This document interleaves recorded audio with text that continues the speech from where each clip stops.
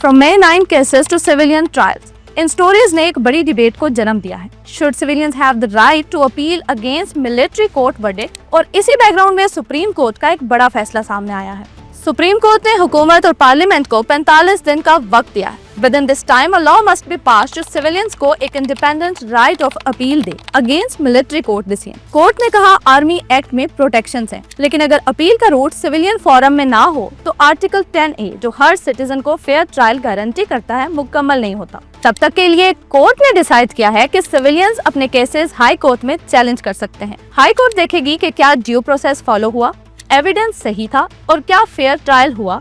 ये सिर्फ एक टेक्निकल लीगल स्टेप नहीं, ये एक एश्योरेंस है कि सिटीजन के राइट प्रोटेक्ट हो, इंस्टीट्यूशंस का बैलेंस बढ़े और पब्लिक ट्रस्ट रीबिल्ड हो। ग्लोबल डेमोक्रेसीज में अपील का राइट बुनियादी असूल होता है। पाकिस्तान के लिए ये एक पॉजिटिव सिग्नल है कि सिक्योरिटी और सिविल राइट्स के दरमियान एक नया बैलेंस एस्टेब्लिश हो रहा है। हाँ, चैलेंज ये होगा कि ऐसा कानून बनाया जाए जो सिक्योरिटी कंसर्न्स को कंप्रोमाइज ना करे, लेकिन अवाम के बेसिक राइट्स भी इंटैक्ट रखे और इम्प्लीमेंटेशन ट्रांसपेरेंट हो, ताकि हर सिटीजन को समझ आए कि उनके अपील का हक अब सिर्फ कागज पर नहीं बल्कि प्रैक्टिकल है। सोचिए अगर अगले 45 दिनों में पार्लियामेंट ने ये लेजिस्लेशन पास कर दिया तो पाकिस्तान के जुडिशियल हिस्ट्री का एक लैंडमार्क हो सकता है। एक नया दौर जहां आवाम को ये यकीन हो कि इंसाफ सिर्फ फैसले तक सिमट कर नहीं रहता, बल्कि उसके बाद भी अपील का दरवाजा खुला रहता है।